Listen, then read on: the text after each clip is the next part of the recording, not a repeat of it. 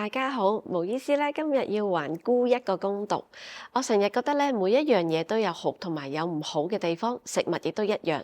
相信大家有聽過菇係濕毒嘅，所以唔好食咁多。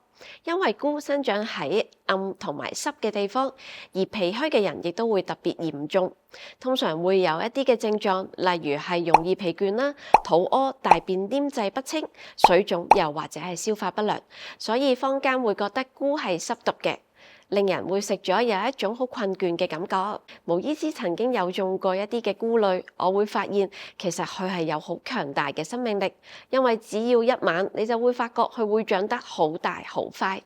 呢個其實亦都解釋到我哋成日講嘅靈芝、猴頭菇點解係有一個扶正固本嘅功效，部分研究亦都係有抗癌嘅功效。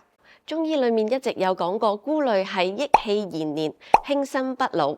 總括嚟講，佢嘅性味係比較甘平，入我哋嘅肝經、胃經，有益胃和血、化痰理氣嘅功效。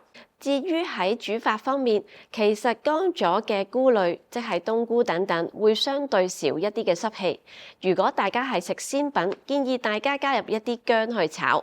另外，大家亦都可以嘗試將一啲嘅菇類放湯，例如冬菇、猴頭菇、茶樹菇，佢都會可以發揮到佢嗰個藥效，味道亦都係非常之好嘅。另外，俗語又話少吃多滋味，多吃壞肚皮。只要我哋一次過唔好食咁多，食咁快，其實係可以嘅。另外提一提大家，菇類咧都會有高嘅鉀，有腎病嘅客人記得盡量唔好食太多啦。希望呢一集可以幫到大家，拜拜。鍾意呢段片嘅記得 like、share、comment 同埋 subscribe。如果有咩 topic 大家想聽，歡迎留言俾我。